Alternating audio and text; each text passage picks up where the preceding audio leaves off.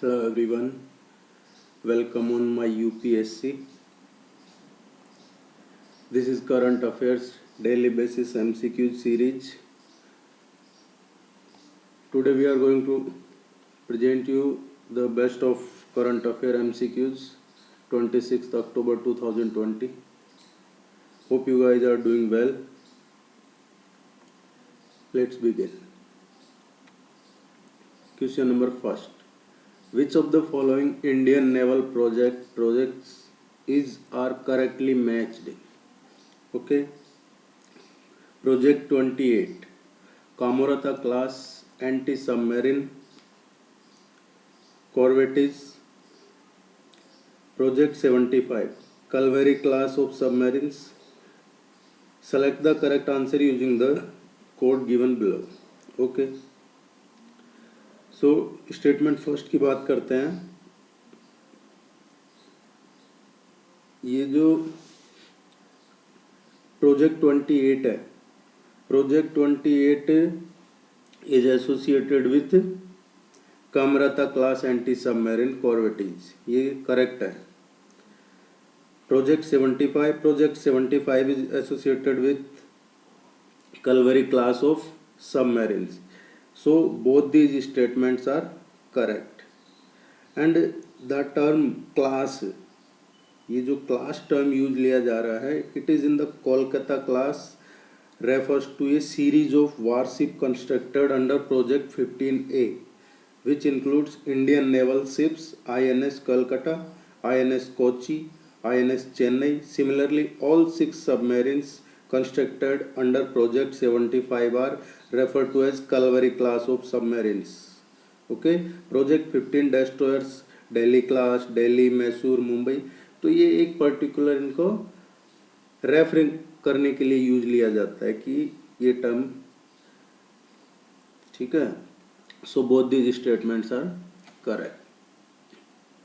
आप इसको थोड़ा सा कहीं नोट डाउन कर लीजिएगा ताकि रिवीजन में आसानी रहेगी. यहाँ भी पढ़ सकते हैं आप. Next question is consider the following statements regarding the anaemia मुक्त भारत इंडेक्स. एनीमिया मुक्त Bharat index. Okay.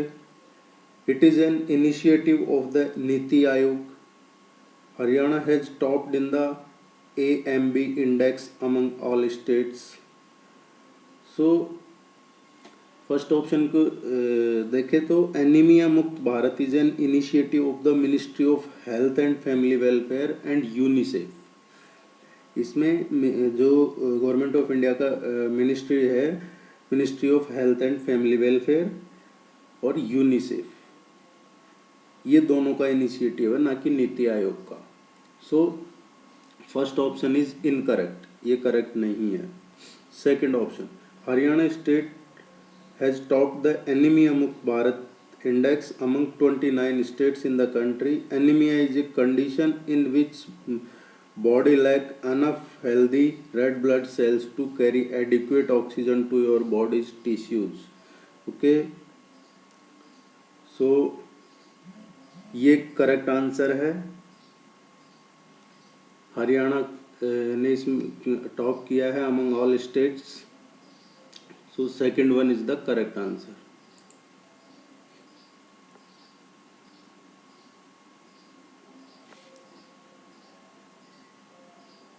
Next question.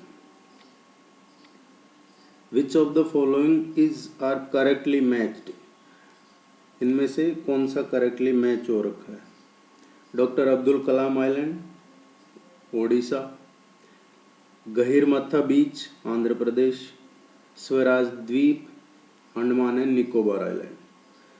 सो ऑप्शन फर्स्ट को देखें तो डॉक्टर अब्दुल कलाम जो आइलैंड है, it is formerly known as Wheeler island. ये पहले व्हीलर द्वीप था इसका नाम. Is an island off the coast of Odisha. The integrated test range missile testing facility is located on the island. Okay. तो इसका नाम डॉक्टर अब्दुल कलाम आइलैंड इसलिए रखा है क्योंकि यहाँ पे है जो integrated test range missile testing facility है, पहले इसका नाम व्हीलर द्वीप था। So first one is correct one. Second देखते हैं Gahirmatha beach. Gahirmatha beach it is in Indian state of Odisha, not Andhra प्रदेश।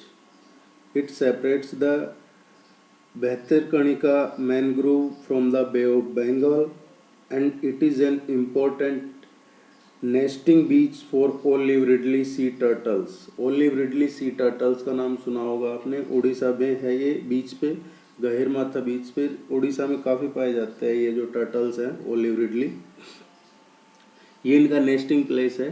सो गहिरमाथा बीच उड़ीसा में है, ना कि आंध्र प्रदेश में। So option second is not correct, it is incorrect. Next one देखें तो स्वराज द्वीप की बात करें। इन 2018 3 islands of Andaman and Nicobar were renamed. The Boss Island was renamed as Netaji Subhash Chandra Bose Dweep.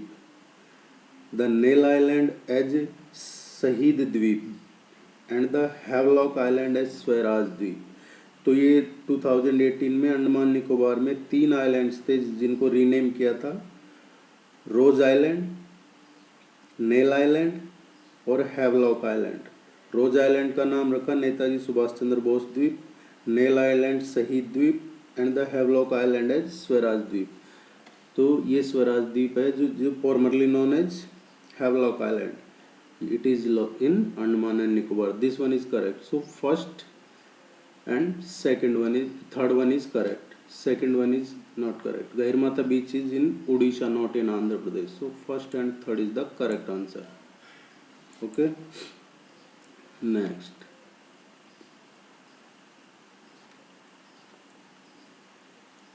ये फिलहाल काफ़ी चर्चा में चल रहा है, ये क्वेश्चन है जो पिछले कुछ दिनों से इसलिए बनाया है। नेज़्का लाइन्स और Nazca lines are found in which country. ये आपको दिखाने के लिए डायग्राम भी दिया है, क्योंकि आप इस क्वेश्चन को पढ़ोगे तो समझ में नहीं आएगा कि क्या चीज़ है। ये लाइन्स की बात हो रही है।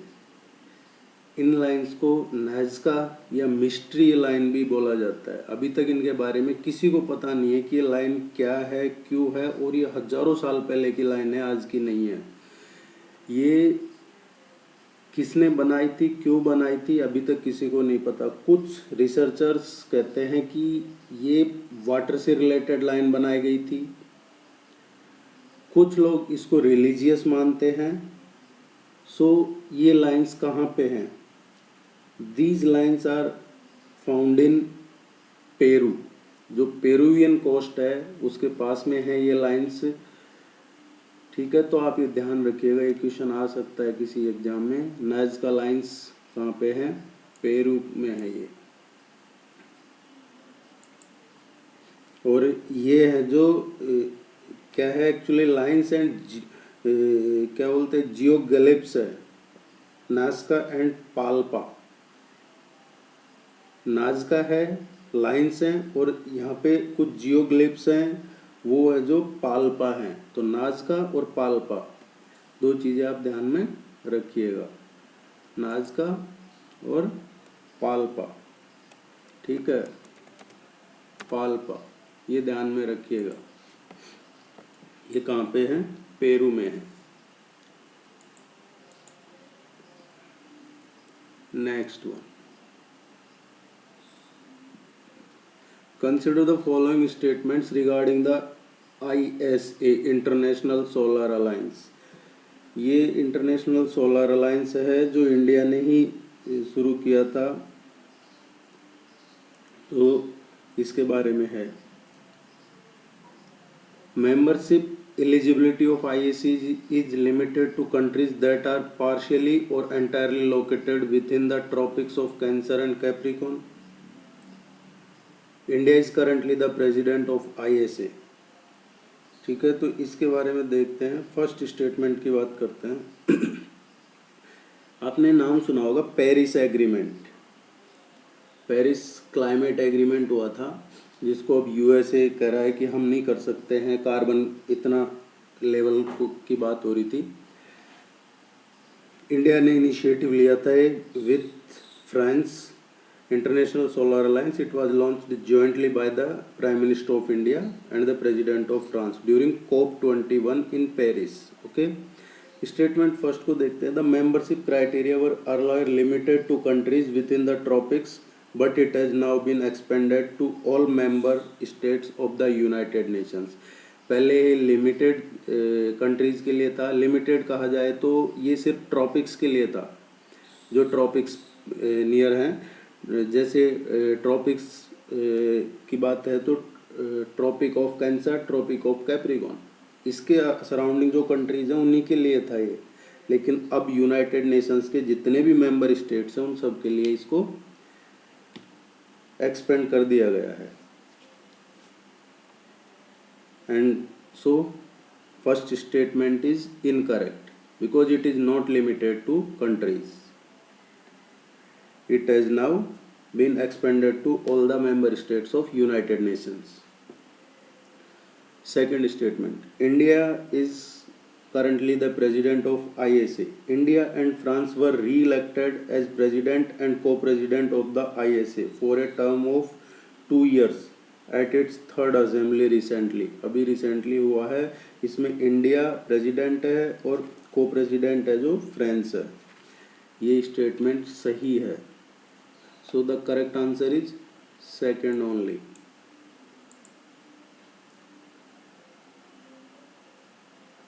Thank you so much. If you found useful, helpful, please subscribe the channel. Thank you so much.